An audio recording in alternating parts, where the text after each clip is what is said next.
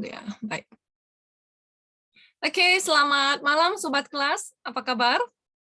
Sudah kurang lebih 2 minggu lebih ya, kita nggak jumpa ya secara virtual. Jadi ya mudah-mudahan semua Sobat Kelas dalam keadaan sehat. Ya, ini merupakan pertemuan untuk kelas sosial media terakhir. Ya, jadi bagi Sobat Kelas mungkin yang baru pertama kali mungkin join di kelas sosial media ini, ya kan, malam ini merupakan sesi terakhir yang berupa rangkuman keseluruhan lah ya, kalau saya bisa bilang sih keseluruhan dari topik-topik yang kemarin sudah saya bawakan, ya kan, dan ini lebih sifatnya ke strategi aja. Jadi kita bicara tentang, jadi saya akan membicarakan lebih tepatnya kepada strategi pemasaran sosial media. Jadi udah nggak mengupas apakah itu Facebook, apakah itu Instagram dan sebagainya ya.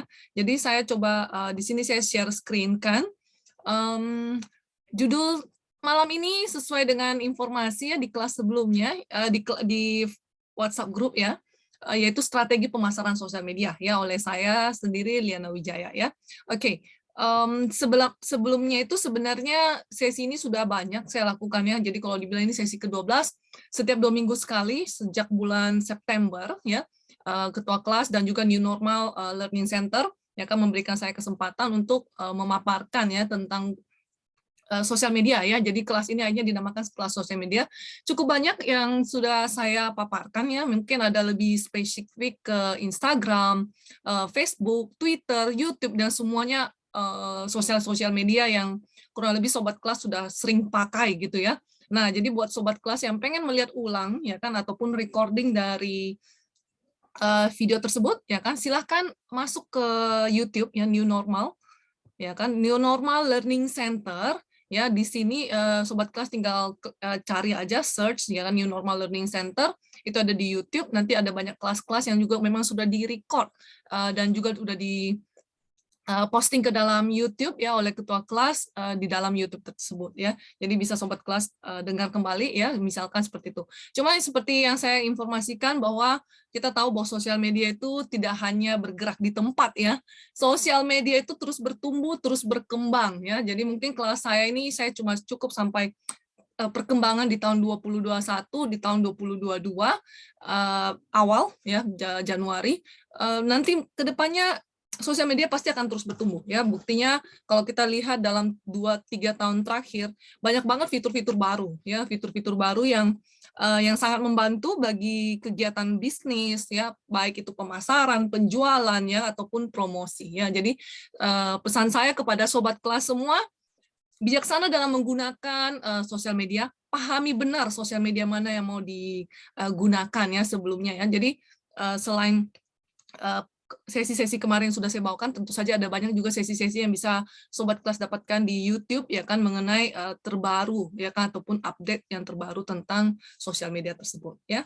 Oke, baiklah ya. Jadi untuk memulai ya sesuai judulnya di sesi 12 itu strategi pemasaran sosial media ya. Jadi kita akan mengupas bahwa apa sih sebenarnya sosial media marketing ya. Jadi kalau dibilang bahasa Inggrisnya sosial media marketing atau pemasaran sosial media ya. Jadi segala macam bentuk pemasaran yang menggunakan media sosial dengan tujuan untuk meningkatkan penjualan ya. Jadi kalau sobat kelas pengen misalkan mempromosikan ya atau menjual suatu barang ya, produk, baik itu produk nyata fisik ataupun layanan ya, service, itu juga bisa lewat sosial media ya. Jadi tidak perlu harus belanja aduh barang saya ini bisa nggak ya dijual lewat sosial media. Sekarang semua barang itu bisa dijual lewat sosial media ya, tanpa bilangnya itu adalah barang fisik ya kan ataupun jasa ya.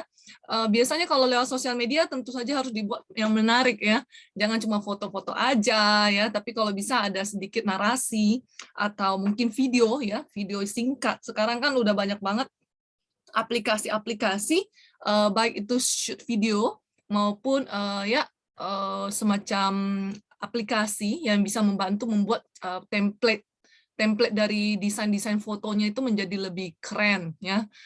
Bisa pakai Canva ya, bisa pakai snapshot ya kalau mau video ya. Nah, itu dia ya. Jadi kemudian kalau dicerna lebih dalam ya kan, dikutip dari buffer.com, sosial media marketing itu adalah penggunaan platform media sosial yang terhubung dengan audiens dan bertujuan membangun brand suatu merek ya, meningkatkan penjualan, meningkatkan traffic di website ya, atau traffic di sosial medianya ya. Hal tersebut dapat dilakukan dengan membagikan konten di media sosial, berinteraksi dengan audiens atau calon pembeli, dan juga beriklan ya. Hal-hal ini sangat lazim digunakan buat sobat kelas yang memang pengen menggunakan sosial media sebagai media promosi. Kadang juga bukan cuma media promosi, ada juga yang bisa menjadikan sosial media sebagai media penjualan. Ya, nah itu tergantung ya. Jadi tujuan dari sobat kelas menggunakan sosial media itu apa ya? Tapi terlepas daripada itu, sesuai dengan pemaparan saya sebelum-sebelumnya, bahwa ada loh orang yang calon pembeli nih belum tentu percaya gitu loh dengan sosial media. Ya, mereka itu biasa bilangnya gini, saya tidak percaya dengan sosial media karena memang cukup banyak kejadian kriminalisasi menggunakan sosial media ya.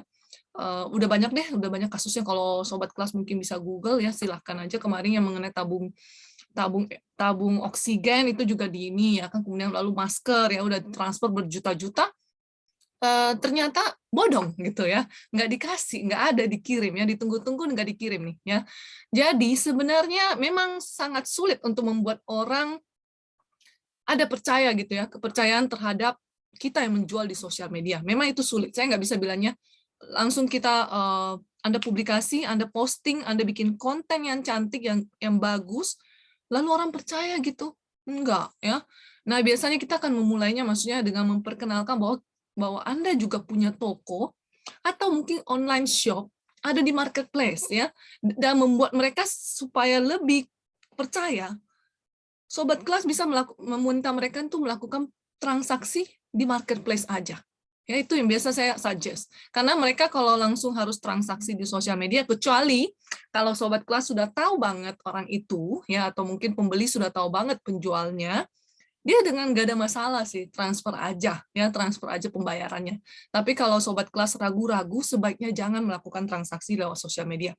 Selalu dikatakan bahwa we need to become a smart buyer, ya, harus menjadi seorang pembeli yang cerdas, yang cermat, ya, bisa mengetahui yang mana terjadi penipuan atau tidak. Ya, jadi begitupun jika sobat kelas ingin melakukan promosi, misalkan sobat kelas adalah penjual suatu produk, barang maupun jasa, kita juga selalu tidak mau, kita kan juga seperti mereka ya, maksudnya akan bakalan berpikir ini palsu ya, itu penipu atau enggak ya. Nah, kita buat mereka yakinkan, kita punya juga sosial media online, kita juga punya toko online, kita punya toko di marketplace yang bisa mereka kunjungin ataupun melakukan transaksi ke sana.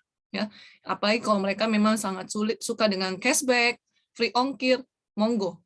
Sosial media kita gunakan buat promosi segede-gedenya, sebesar-besarnya, karena bisa mendapatkan audiens yang banyak. Ya, jadi itu sebenarnya tujuan sosial media marketing. Jadi kalau dibilang awalnya ini sosial media harusnya sosial media selling, ya kan? Mungkin nggak tepat ya. Kebanyakan orang lebih prefer ataupun lebih menggunakan sosial media sebagai marketing ataupun melakukan pemasaran ya, brand awareness ya, supaya pembeli-pembeli pada sadar ataupun calon pembeli itu sadar bahwa ada yang jual nih ya, ada jual produk ini, ada jual barang ini dan sebagainya ya. Nah, itu dia. Lalu kemudian mungkin sobat kelas akan bertanya-tanya, emang nggak ada jalur lain apa ya? Kenapa harus melakukan promosi, marketing, segala sesuatu lewat sosial media nih? Ya kan, sementara saya nggak, misalkan sobat kelas ada nggak begitu paham tentang sosial media, emang hebatnya kah sosial media itu? Ya, seberapa hebatnya gitu ya? Nah, menurut riset ya dan beberapa penelitian yang sudah dilakukan, sosial media itu adalah salah satu alat ya kan untuk melakukan pemasaran yang paling efektif untuk saat ini ya. Karena kenapa gitu loh? Kenapa ya? Pertama kita harus sadar bahwa adopsi teknologi ya kan, internet ya, itu mainan baru, ibaratnya itu adalah mainan baru ya. Sehingga banyak orang sekarang pengen itu melakukan transaksi karena kan namanya hal yang baru ya, sesuatu yang baru kita pasti kepo ya, pengen tahu itu apaan sih ya kan. Lalu kemudian kita setelah kita kenal sosial media, sudah kenal, sering main sosial media, sobat kelas merasa ketagihan nggak sih dengan sosial media? Ketagihan nggak? Bisa nggak satu hari tidak lihat sosial media? Ada yang pakai Instagram, Facebook, Twitter, Bagaimana nih feeling-nya kalau tidak ngelihat sosial medianya 1 hari aja? Ya, coba kita dengar dulu ya tanggapannya. Waduh, ketagihan sekali ya. Jadi, ya benar ya Pak Heri ya, sobat kelas Heri Kui, lalu kemudian sobat kelas Kak Amin ya. Ada juga bilangnya biasa aja ya, sobat kelas Juliet ya. Jadi memang sebenarnya sih tergantung ke kita-kitanya ya, ke masing-masing individu yang memang menggunakan sosial media ya. Tapi terlepas daripada itu, saya bisa simpulkan satu hal nggak? Sobat kelas pasti merasa sangat gusar ataupun khawatir kalau nggak membawa handphone, ya nggak? Tanpa sosmed hidup sepi katanya ya kan. Kalau kalau tidak bawa handphone ya, tidak bawa handphone kita itu pasti gelisah banget. Sekarang kalau keluar dulu ya, maksudnya saya adalah generasi milenial. Saya bisa bilangnya saya adalah generasi milenial. Saya pernah hidup di dunia yang belum ada kecanggihan telepon seperti saat ini. Kecanggihannya itu maksudnya apa? Touchscreen. Segala sesuatu touchscreen dan internet sekencang ini. Dulu zamannya saya waktu masih belia, ya cerita belia ya, 17 gitu ya. Saya pernah melihat handphone itu cuma biasa banget. Dan saya bisa keluar rumah tanpa handphone. Ya kan, tanpa orang rumah khawatir, kamu udah di mana sih? Ya kan, tapi coba sekarang bayangkan ya, bumi itu seakan-akan semakin kecil, saya bahkan bisa telepon-teleponan atau WA-WA-an atau bahkan chat-chat lewat Facebook, lewat Instagram dengan di belahan bumi bagian sana. Mau yang di Jepang, mau yang di Amerika ya, bagaikan jadi dia buat bumi ini benar-benar kecil. Tapi orang tua saya kalau saya keluar nih sekarang nih, misalkan sekarang saya memang udah besar ya, cerita udah gede, udah dewasa nih, tapi orang tua itu pasti khawatir. Ya kan, apalagi kalau saya nggak bawa handphone. Ya kan seperti saya bakalan nyasar di jalanan atau gimana gitu ya. Nah, itu adalah suatu pengaruh psikologi ya. Kalau ada yang tidak handphone kita nggak bawa, handphone saya tidak bawa, kayaknya ada sesuatu yang hilang. Ya, saya bahkan sekarang nggak terlalu penting untuk membawa uang lagi loh, beneran. Dulu dulu worry banget, setidaknya harus bawa uang tunai. Sekarang nggak harus. Tidak iya, seperti itu saya pakai sosial media ala kadarnya gitu ya. Oke. Waktu saya kuliah dosen bawa handphone sebesar sepatu ya, sepatu boot ya. Wah, iya. Nah, itu zaman-zaman dulu ya, waktu perkembangan handphone nggak secanggih sekarang yang cuma touchscreen, lalu kemudian tipis ya kan.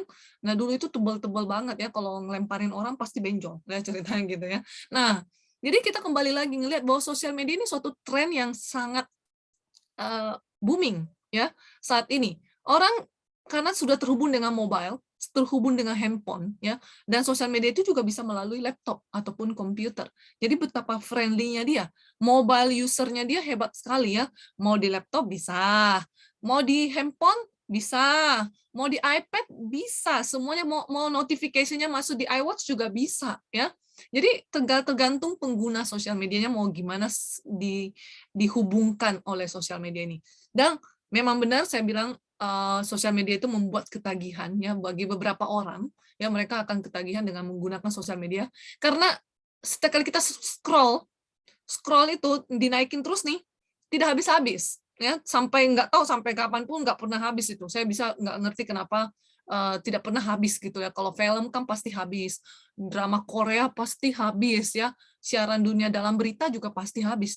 Tapi sosial media tidak pernah habis kelihatannya. Mau di-scroll sampai mata mengantuk, terus aja di-scroll, kagak pernah habis ya. Jadi suatu tren yang fenomenanya ini kita bisa bilang bahwa sosial media itu suatu tren yang luar biasa, fenomena yang internet ya, yang menghubungkan antara manusia satu dengan manusia lainnya menjadikan bumi ini semakin kecil ya. Lalu kemudian kalau dari segi pebisnis, kenapa mesti sosial media gitu loh.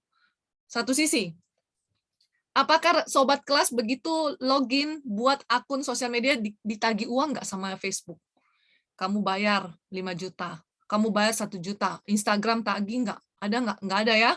Ya, kalau ada yang ditagih-tagih untuk bikin akun Instagram, Facebook, YouTube, berarti itu bohongan ya. Nah, kita bikin akun Facebook, YouTube, Instagram, Twitter, LinkedIn, sampai detik ini tidak sesen pun saya bayar untuk buat akunnya. Luar biasa kan? Jadi itu jaringannya yang benar-benar menurut saya dengan biaya yang sangat murah, kita bisa terhubung dan efisiensinya lebih tinggi. Efisiensinya itu kenapa? Karena satu sisi buat akunnya tidak bayar, ya. Kemudian sosial media pun tidak ada jam buka tutup, ya. Efisiensi itu juga maksudnya sama dengan jam buka tutup. Jadi dia bukan kita maksudnya, oh saya cuma mau posting konten, waduh sosial medianya lagi tidur, sosial media lagi tutup, ya kan? Ya kan? Oh, kemudian oh saya mau bikin iklan, ya elah sosial medianya lagi makan gitu ya. Nggak pernah ya. Jadi sosial media sangat efisien jika terkait waktu dan juga biaya, ya. Karena itu yang biasa para pebisnis pasti harus memikirkan lebih jauh. Apakah biaya iklan mahal, ya? Kalau sobat kelas pengen iklan nih, iklan di koran, apakah sekarang jadi alternatif yang oke? Saya rasa enggak, ya. Mungkin ada beberapa gaya hidup kita udah nggak melihat koran lagi. Iklan di TV, memang sasarannya luar biasa, tapi mahalnya juga luar biasa, ya. Sementara sosial media, iklan di sosial media berbayar memang, cakupannya cukup luas, tapi harganya nggak semahal kayak di TV. Ya, jadi di sini kita bisa belajar bahwa kenapa kita memilih sosial media, efisiensi biaya, efisiensi waktu, ya, dan juga menjadi tren dari zaman sekarang gitu loh, zaman now, ya. Oke, kita masuk kemudian ke slide berikutnya. Ini cerita-cerita bahwa ada nggak sih yang tahu tentang kisah kenapa sosial media bisa terbentuk, ya. Ini saya bicara tentang sejarah dulu ya. Kalau mungkin sobat kelas pada bilangnya, oh iya ya sosial media itu kok bisa tiba-tiba ada ya. Kalau telepon saya tahu itu adalah Alexander Graham Bell, ya. Lalu kemudian kalau ilmu gravitasi saya tahu itu Newton, ya. Lalu kemudian kalau lampu, pencipta bola lampu Thomas Alva Edison. Nah, kalau sosial media juga ada ya, bukan dibilang penciptanya sih, tapi dia itu duluan yang ada ya. Jadi istilah sosial media ini adalah seperti jaringan ya. Kalau sobat kelas lihat di sebelah sini, ini kita belajar tentang sejarah dulu, bagaimana lahirnya konsep jaringan sosial media ya. Jadi jaringan ini katanya seseorang yang namanya Frigyes Karinti, ya, dia mencanangkan suatu rantai teman ke teman, friends of a friend, ya kan. Jadi dia bilangnya gini, satu orang biasanya terhubung dengan temennya yang paling dekat itu cuma 5. Ya, tapi seiring dengan sekarang kan kita punya banyak teman ya. Ya, jadi tapi dulu ini tahun 1929 ya, 1929 itu kan lumayan ya. Beberapa tahun yang lalu gitu ya. Nah, dia sempat bilang bahwa ada jaringan teman ke teman. Dia namakan six handshakes rule. Itu nama istilahnya dulu. Cuma belum kepikiran nih karena 1929 belum ada internet, belum ada apa-apa, ya kan? Cuma dia bilangnya adalah jaringan itu antara teman ke teman itu biasanya kita paling akrab cuma sampai 5 orang katanya gitu ya. Jadi istilahnya dari Frigyes Karinti ini ngomongnya seperti itu. Kemudian teori ini sempat memang dibawakan oleh beberapa pakar sampai akhirnya saat teknologi sudah keluar di 1997 seseorang yang dinamakan dengan Andrew Weinreich ya kan, dia awalnya seorang entrepreneur gitu ya, akhirnya dia menjadi the father of social networking. Karena dia akhirnya mengambil teori-teorinya yang dikembangkan oleh Frigyes Karinti ini, ya kan, dia membuat suatu software, dia membuat suatu aplikasi namanya 6 degree separation. Akhirnya memang 6 degree ini kurang tenar ya. Padahal sebenarnya 6 degree ini udah keluar duluan sebelum Facebook ya. Tapi karena memang bahasanya ya, kalau saya bisa bilangnya bahasanya tuh 6 degrees separation. Kok jadi kayak belajar ilmu ya, ilmu pendidikan gitu ya. Sementara kalau Facebook kan kayak gampang sekali, Facebook. Apalagi kalau dia udah disingkat FB ya kan. Nah, 6 degree ini kurang terkenal memang saat dia diciptakan, tapi dia adalah cikal bakal akhirnya lahirlah social networking atau namanya jaringan sosial, jejaring sosial media lah ya ke depan. Kemudian kita kenal dengan sosial media. Lalu lahirlah Friendster, Facebook ya kan, dan kawan-kawan. Nah, sosial media itu juga banyak yang lahir ya. Saya bisa bilangnya kenapa yang cuma terkenalnya yang kita kenal inilah Facebook, Instagram, Twitter, TikTok, LinkedIn ya kan. Ada juga bahkan yang memang sudah hilang ya kan, atau mungkin saya bisa bilang kurang pamor. Dulu ada namanya Friendster, ya itu tiba-tiba hilang. Ya pada saya bilangnya sih, cukup banyak saya punya foto loh di dalam Friendster itu. Saya nggak tahu kemana semuanya. Ada yang pernah tahu Friendster nggak sih? Ada yang pernah main Friendster nggak? Kalau ada yang kenal Friendster? Friendster. Ada ya? Oke, kalau yang pernah main, berarti kita seumuran ya. Ya, jadi saat itu memang terkenalnya Friendster, beneran. Saya sih terkesima begitu punya akun email ya, lalu kemudian kita buka Friendster. Cuma saat itu memang handphone tidak secanggih sekarang. Internet cuma boleh di-enjoy kalau kita ke warnet ya, warung internet ya. Jadi buat sobat kelas yang masih muda sekarang ini yang tiba-tiba internet itu ada di ujung jari kita, itu udah benar-benar enjoy banget ya. Jadi kita nggak harus nyari bukan warteg, warnet ya. Warnet, warung internet untuk koneksi internet doang. Sekarang wifi di mana-mana, wifi gratis ya kan. Kuota data itu very easy ya, memudahkan sekali ya. Jadi sobat kelas yang sudah melihat kecanggihan teknologi ini, kalau mungkin kedepannya bisa digarap jadikan lebih keren lagi, jauh lebih bagus ya. Tapi dulunya tidak secanggih ini ya, dulunya nggak secanggih ini beneran ya. Ya, oke, itu dia ya. Jadi ini adalah sejarah Alkisah sebelum akhirnya sosial media muncul gitu ya. Jadi ini ada Frigyrs Karinti, kita harus berterima kasih sama dia ya. Dia adalah yang memprakarsai lah. Ada teori a chains of friends of a friend ya. Jadi rantai teman ke teman ceritanya gitu ya. Cuma memang belum terpikirkan lah kayak gimana ya. Sama seperti sekarang kalau saya dengar kata chains, saya jadi keingat namanya blockchain ya. Sekarang lagi terkenal sekali ya blockchain itu ya. Sobat kelas kenal kan ada satu belakangan ini yang terkenal sekali suka masuk berita di mana-mana menggemparkan dunia perekonomian ya sampai semua orang terpana-pana dengan orang yang bernama Gosali. Kenal? Kalau sobat kelas sering baca berita, sering baca sosial media berita mungkin beberapa minggu terakhir ada orang yang sangat terkenal tiba-tiba jadi orang kaya mendadak spontan gitu ya. Berapa ember dia dapat dari suatu aplikasi yang menggunakan blockchain namanya NFT ya. NFT ya Gosali everyday ya NFT betul ya. Nah, itu dia ya. Sobat kelas lihatlah ya. Kita nggak pernah tahu NFT. Tidak ada yang tahu. Sampai ada satu orang yang nge-booming dia ya mendapat begitu banyak uang dan semua akhirnya orang kepikiran itu apa sih? Ya kan? Bisakah saya kaya dari NFT? Ya, kalau dibilang bisa tidak bisa, banyak orang ya yang suka ikut-ikutan gitu loh. Begitu itu terkenal lalu dia ini, ya kan? Sementara Gosali everyday, dia kan tidak kepikiran seperti itu waktu awal. Yang penting saya main game, screenshot muka saya posting. Screenshot lagi, saya posting. Dan itu dilakukan berapa tahun? 4 tahun, hampir 5 tahun, 3 tahun, 4 tahun lah. Dia mengakunya seperti itu ya, tapi kita nggak tahu ya bagaimananya ya. Nah, dia melakukan itu tuh bertahun-tahun gitu ya, bukan cuma 1 tahun. Nah, kita lihat dari di sini bahwa kita bisa pelajari bahwa sosial media atau apapun itu yang berbau dengan internet perlu konsistensi, perlu ketekunan ya. Jadi bukan cuma saya menggunakan 1 minggu lalu kemudian saya melihat kok nggak ada efeknya, kok nggak ada yang beli, kok nggak ada yang likes postingan saya, kok tidak ada yang follow Instagram saya, kok tidak ada yang membeli produk saya di sosial media. Sabar ya. Jadi jawabannya adalah sabar. Karena NFT Gosali everyday butuh waktu 4 tahun untuk mendapatkan berapa uang rupiah ya.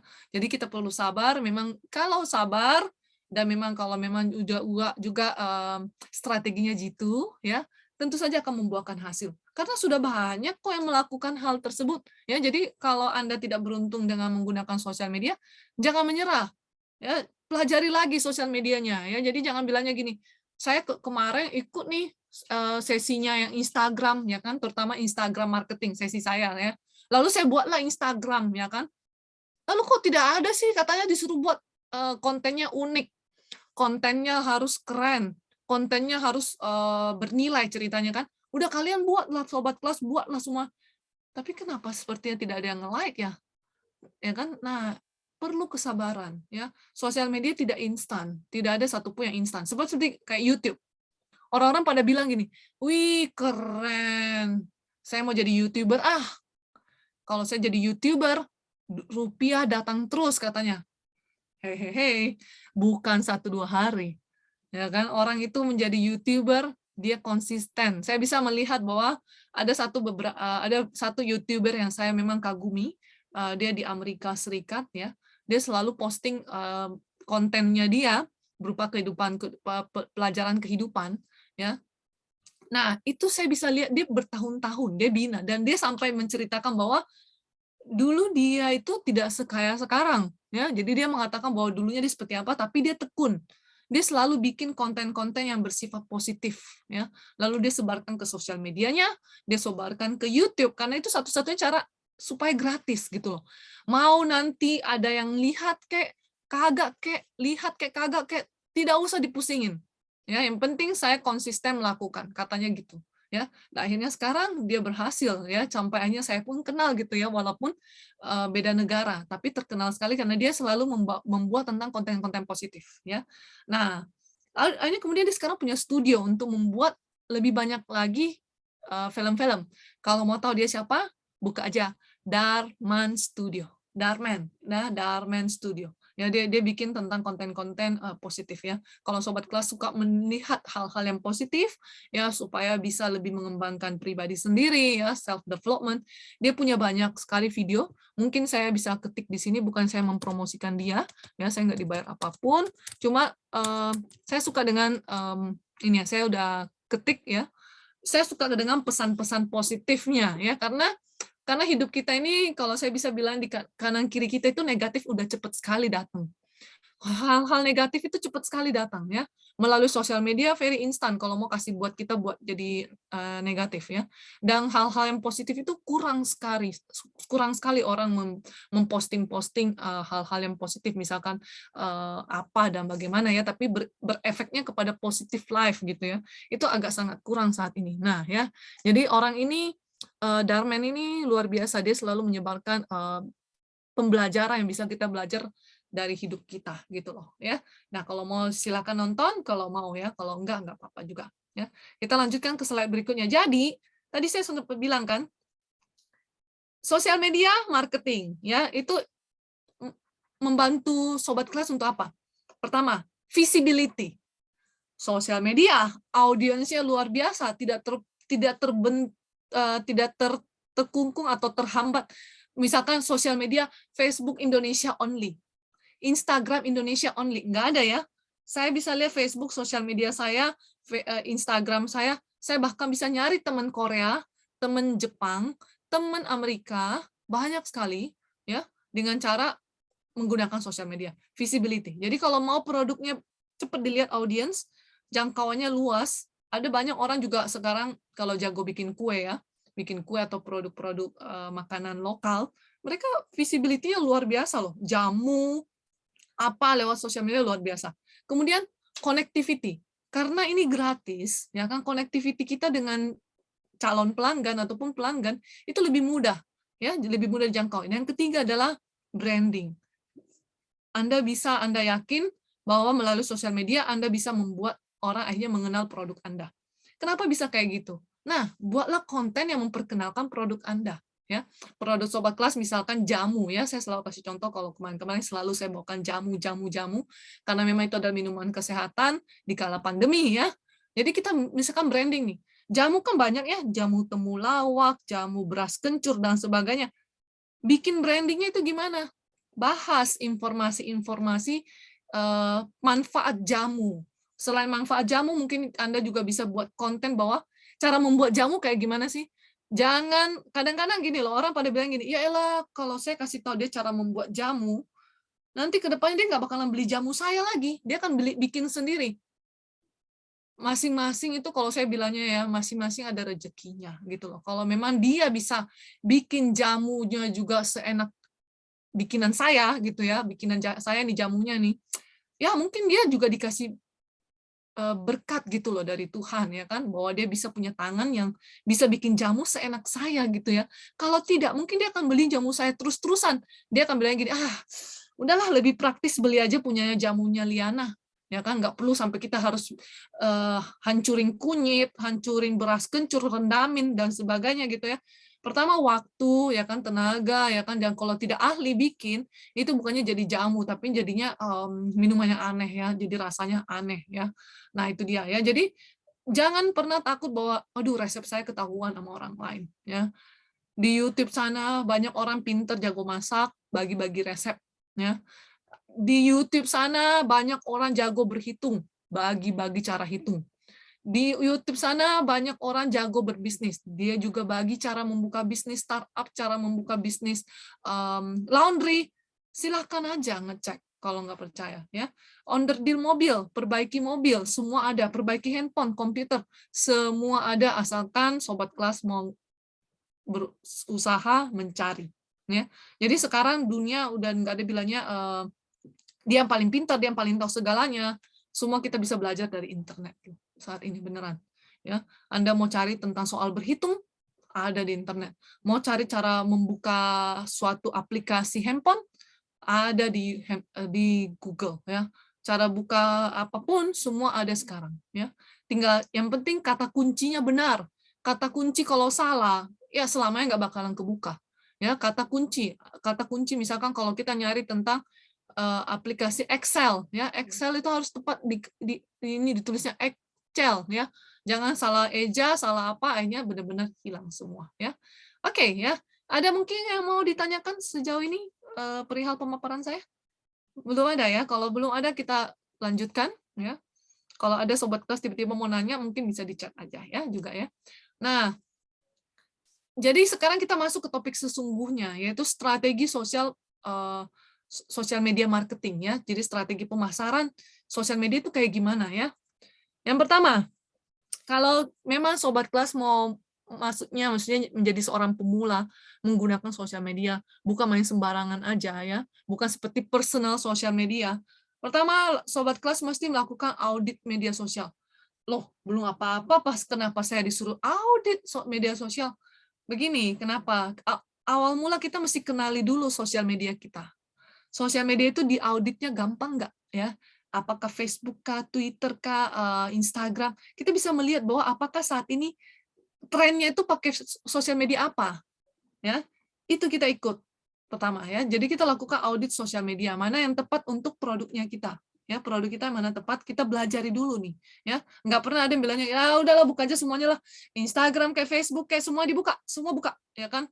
Malahnya nanti berantakan, ya kan? Akhirnya malah nggak optimal gitu loh. Sementara ada satu sisi ternyata pangsa pasarnya produk ini kebanyakannya di Instagram, ya kan? Tapi nggak dioptimal, digarap gitu loh. Ibaratnya kalau kebanyakan sawah, kebanyakan apa, akhirnya nggak digarap secara optimal, ya. Jadi lakukanlah pertama audit, ya. Lihat sosial media mana yang mesti kita lakukan, ya.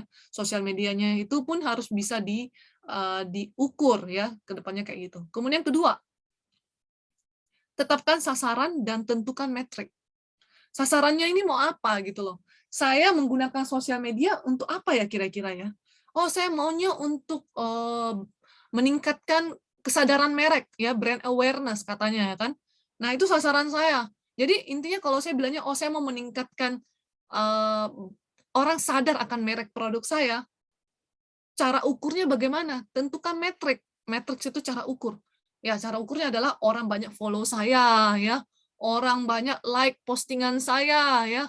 Jadi jangan 1 tahun, sudah 1 tahun nih saya bilang, ya kan, follower saya dari saya cuma 25. 1 tahun kemudian juga masih tetap 25. Aduh, apa yang salah gini loh. Berarti tidak ada perkembangan sama sekali, ya kan? Tidak ada perkembangan nih, ya kan? Saya rencananya mau supaya orang lebih banyak produk saya, ternyata nggak jadi deh, sasarannya nggak dapet gitu loh ya.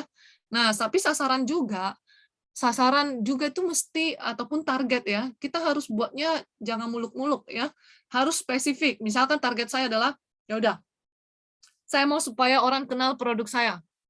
Spesifik kan, bukan bilangnya, apa ya, produk saya mau orang supaya bisa kenal produk saya, meningkatkan penjualan, produktivitas, semuanya dia mau. Jadi nggak spesifik, tidak ada detailnya gitu loh, maunya jadi apa sih sebenarnya pakai sosial media.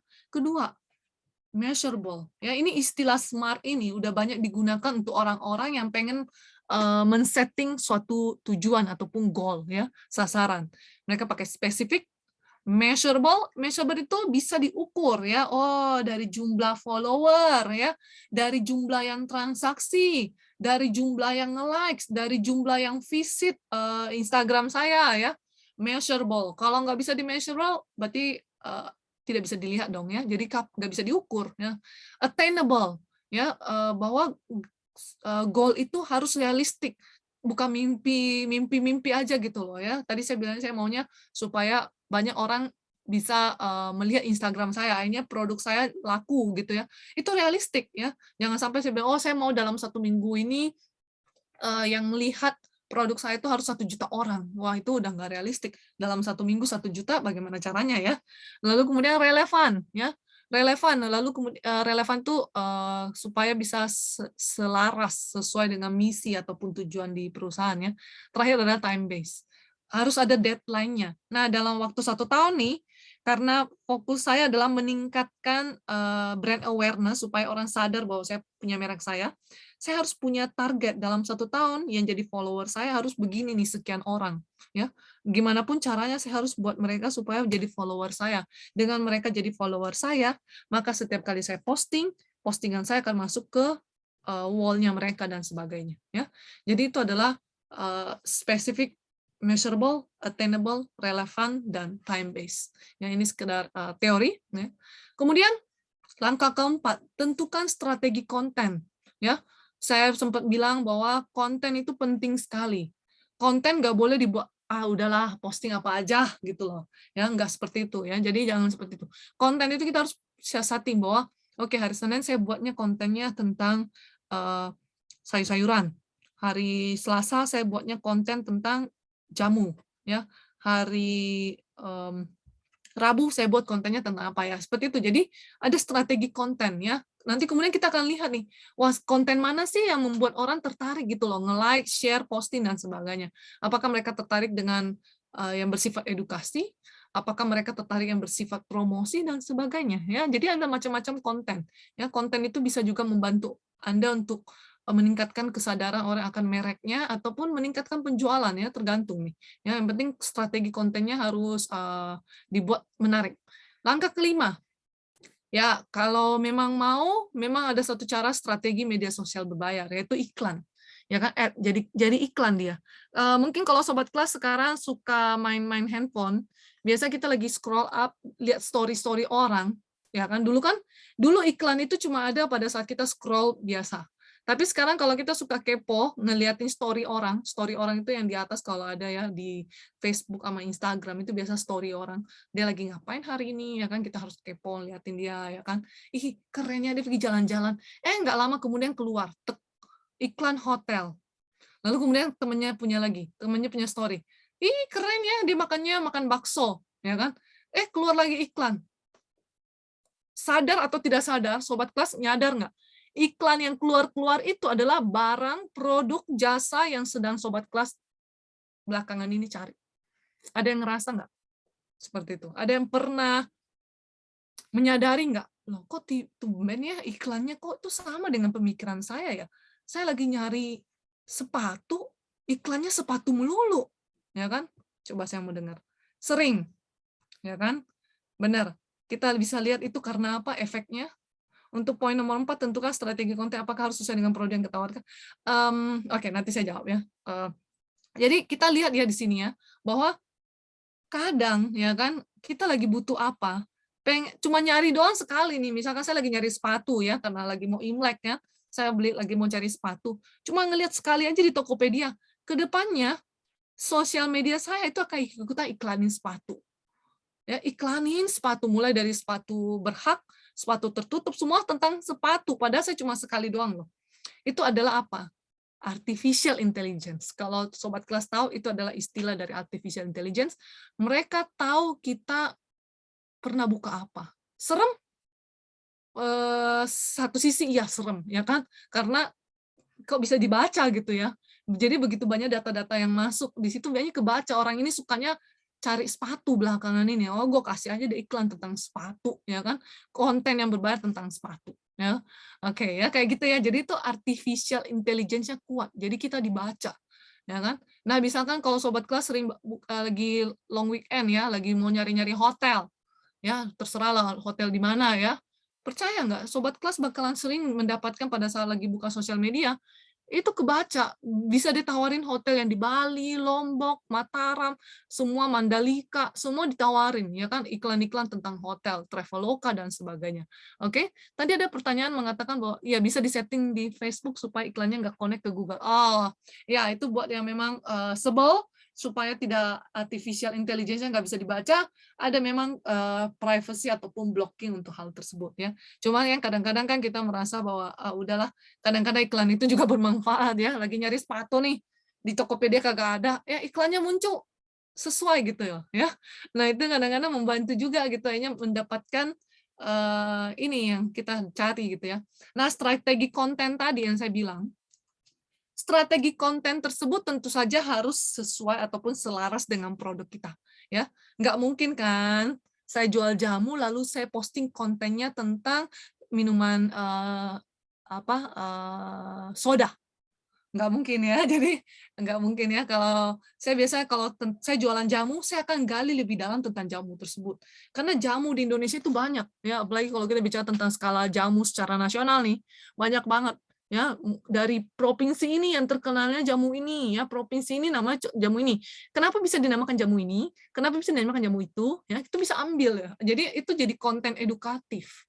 Ya, kalau saya bisa bilangnya kita buat konten itu jangan selalu bilangnya saya jual ya yang 200 mililiter 10.000, yang 500 mililiter setengah liter lah ya, maksudnya 500 mililiter 15.000, yang 1 liter 25.000. Konten jualan sah-sah saja. Tapi kalau menjual-jual terus tanpa adanya edukasi dan informasi, mana ketehe dia manfaatnya apa ya kan? Jadi orang biasanya bilangnya gini, teman-teman, sekarang kan lagi zamannya pandemi COVID-19 nih, supaya kekebalan tubuh kita naik. Ini loh opsi-opsi jamu yang bisa kita minum, ya kan? Apalagi yang kedua, belakang ini sering musim hujan, ya supaya tidak masuk angin. Ini loh opsi jamu yang bisa kita minum, ya. Nah, kalau untuk mau tanya-tanya, bisa tanya ke saya, misalkan gitu, bisa tanya ke Mimin, ya. Di WA ada, di Tokopedia ada, di WhatsApp ada, di Instagram ada, Facebook ada, pokoknya intinya kasih channel yang bisa Anda dengan mudah dihubungi. Biasanya orang sih akan bilangnya, ya udah saya lewat WA aja lah ya. Nah itu dia. Jadi kontennya itu harus selinear, selaras dengan produk yang kita jual ya. Jangan sampai saya jual jamu tapi saya ngebahas tentang printer, saya ngebahas tentang komputer ya, itu ibaratnya beda sekali ya. Kalau mau bahas itu pakai akun-akun yang biasa aja, jangan akun yang untuk produknya. Kasihan ya, kalau udah konsisten ya konsisten, satu produk ya satu produk. Anda punya banyak produk, silahkan bikin lebih banyak lagi akun ya. Banyak tuh orang-orang bisa punya berapa akun, satu orang bisa punya lebih dari banyak akun, terserah dia. Apalagi sekarang handphone itu kan bisa ya memperbolehkan ya, kayak Instagram itu bisa kasih tahu akun mana yang kamu mau buka gitu loh ya, dia bisa tergantung handphonenya juga ya. Kalau handphonenya kurang kuat biasanya suka nge-lag ya atau nge-jam ya. Kalau handphonenya hebat, SD RAM-nya kuat, bisa gampang dia untuk menangani. Berapa akun pun oke. Misalkan Anda jual jamu, kemudian jual seafood, kemudian jual masker, silahkan saja ya.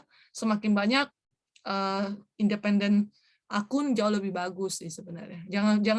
Jangan satu akun tapi gado-gado semua, ketoprak juga di situ ya. Jangan semua gitu ya. Jadi kelihatannya tidak fokus akhirnya. Coba lihat deh orang kalau jual baju semua.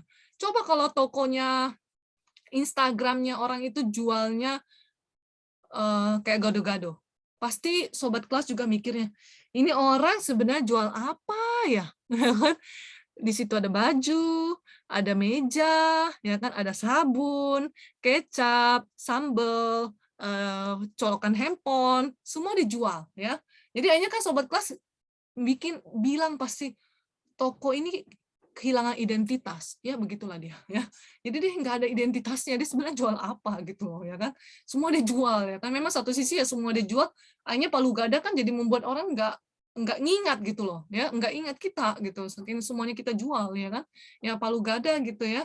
apa lu mau gua ada gitu ceritanya ya, tapi jadi membuat hilang identitas. Sementara kalau kita fokus jual jamu nih, orang akan cenderung, oh kalau mau beli jamu, kamu sama jamu Liana misalkan kayak gitu ya.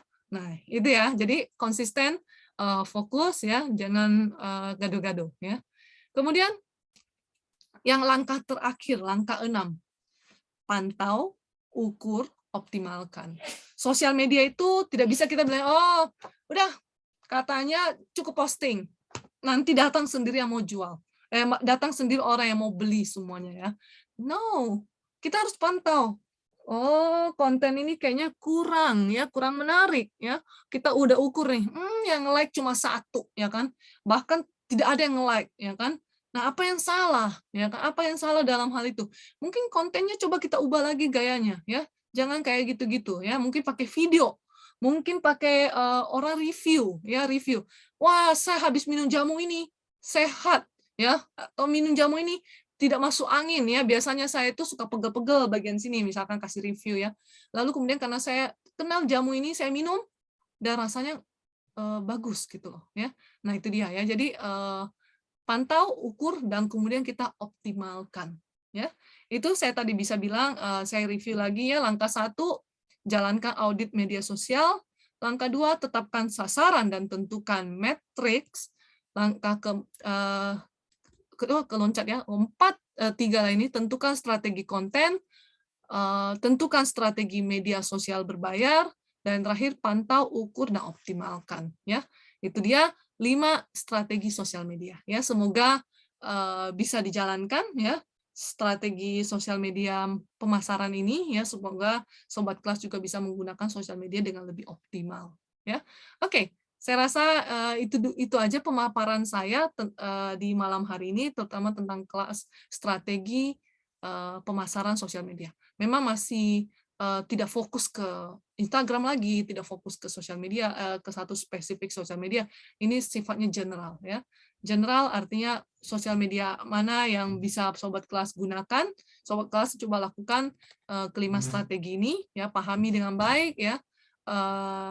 Niscaya kalau konsisten dan sebagainya bakalan berhasil ya. Oke, ya itu dia ya. Jadi pemaparan saya cukup sampai sini. Mungkin saya masuk di slide terakhir ya. Jadi bentar lagi Chinese New Year ya, Happy New Year bagi sobat kelas yang merayakan ya. Saya ucapkan Xin Nian Kuai ya buat semua sobat kelas ya. Jadi kita akan masuk kepada sesi terakhir yaitu pertanyaan, questions dan answer jika ada gitu dari sobat kelas semuanya. Terima kasih. Mungkin sobat kelas ada yang mau ditanyakan?